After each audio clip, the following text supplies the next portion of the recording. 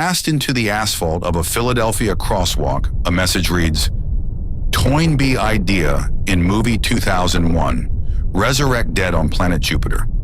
4 blocky sentences pressed into a public street. If you have driven through that intersection, you have rolled over it without knowing. Nobody saw it go in. There is no record of anyone kneeling in that intersection and no report of the road being closed. The tile was simply there one morning, set into a street that thousands of people cross every day. The letters are deep red or stark white, set into black tar. Each plaque is roughly the size of a license plate. They are thick layers of colored linoleum, not paint. The first confirmed tile appeared in 1983. The press did not catch up for another 11 years. The Baltimore Sun ran the first known article about them in 1994. The obvious explanation was a local vandal playing a prank. The physical evidence killed that theory fast. A prankster sprays paint and runs. These were engineered objects. Cast in layered linoleum, they survived years of traffic. They sat where street sweepers could not reach them and where tires only sealed them deeper. This creator understood the geometry of the road itself. Justin Duer was a young musician living in South Philadelphia. He stepped off a curb one afternoon and looked down. There they were, 4 lines of blocky text staring up from the street, edges cracked, surface webbed with age, slowly sinking into the dark asphalt. Duer became obsessed. He began photographing and mapping every known tile, walking miles of downtown Philadelphia intersection by intersection. The tiles appeared in crosswalks and at the mouths of tunnels. The placement was never random. The plaques sat exactly where slow-moving traffic gave stop drivers a chance to read the letters. To build one of these plaques, the creator had to work with dangerous chemistry. Duer and 2 fellow searchers realized the tiles were not glued to the street. They were cast directly on site. According to Resurrect Dead, the 2011 documentary that Duer's search became, the installation method was simple, patient, and nearly invisible. The film premiered at Sundance that year, and its director won the Documentary Directing Award. The theory the searchers pieced together goes like this. The creator built a mold and poured in a mass of boiling linoleum and asphalt, shaped into letters.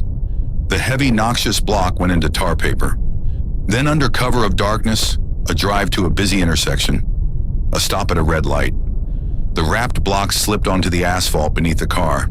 No one ever needed to step outside at all. When the light turned green, they drove away. The weight of passing cars slowly pressed the block flat into the soft road surface. The traffic itself was the printing press. The heat of the tires sealed the edges, and over hot summers the tar melted around the letters and locked them in. In the early 1980s, a man began calling late-night talk radio in Philadelphia. He identified himself as James O. Marasco. On air, he preached a theory stitched from 2 names. Stanley Kubrick's film 2001, where a spaceship sails to Jupiter, and Arnold Toynbee, a British historian of dying civilizations. Marasco told the host that dead molecules could be reconstituted on Jupiter. Humanity could literally rebuild itself on a gas giant, a gospel of cosmic rebirth preached into the dead air of 4 a.m. There is a paper trail. The Philadelphia Inquirer ran a column by Clark DeLeon describing a phone conversation with Marasco. It was printed on the 8th of March, 1983. Marasco gave his occupation as social worker. He said Toynbee's writing held a theory about bringing dead molecules back to life. He said Kubrick had put that theory on a movie screen. He had even founded an organization to pursue the project. He called it the Minority Association. 20 years later, someone went looking for him. In 2003, an editor named Doug Worgel found the only James Marasco listed in the Philadelphia phone book. The man had died that same March at the age of 88. Worgel reached his widow. She told him her husband did not know anything about the tiles. So either the searchers had found the wrong James Marasco, or the name on the radio was never a real name at all. But Marasco might not have invented the concept. The playwright David Mamet published a 1-act play titled 4 a.m. That was 1985. The play features a late-night radio host modeled on Larry King. The host takes an anonymous call. The caller wants to resurrect the dead on Jupiter. The exact same idea. For years, that looked like a dead end. Either Mamet invented the idea, or he had heard it somewhere real. Then the searchers found the answer. Records place a call from the tiler to Larry King's radio show in 1980. That is 5 years before Mamet wrote the play. It is 3 years before the first tile was ever seen. The play did not create the idea. The play was an echo of it. Then the plaques began to migrate.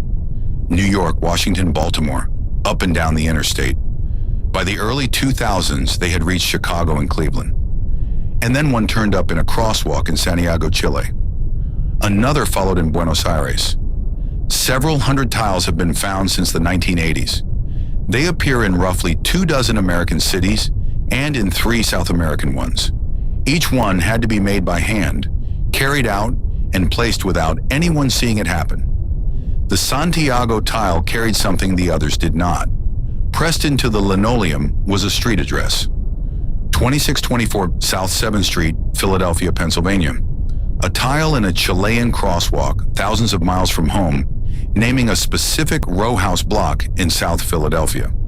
Someone packed those materials and crossed the globe. Whoever it was rented a car, drove to a crosswalk, and left a slab of linoleum in the road. No one has ever established who boarded that plane. Stand at that Santiago crosswalk and you are looking at the work of someone who crossed the world to plant a message in tar. Why he did it, no map can answer. But who, that search ends at a South Philadelphia doorstep. Duer, the musician turned searcher, spent over a decade building a database of the tiles. Size, color, exact wording. He noticed subtle differences. Some tiles carried side messages in the margins, rants against the media. Remember those rants. Because years later, the creator got imitators. A new wave of tiles appeared in different materials, with different phrasing and a darker tone. One imitator, known as the House of Hades, took the margins further. Where the original had ranted against the media, the imitator commanded the reader to murder every journalist. The original plaques were obscure. The copies were malicious. Duer realized the tiles were spreading outward from a central point. The oldest tiles were in South Philadelphia. The newer tiles were further out.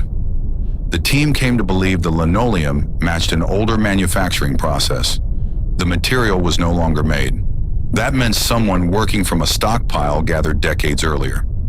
They mapped the geographic epicenter of the first tiles. The trail led them to a South Philadelphia address. Duer and the Resurrect Dead team identified Severino Verna as the most likely creator. Verna was a local tile setter.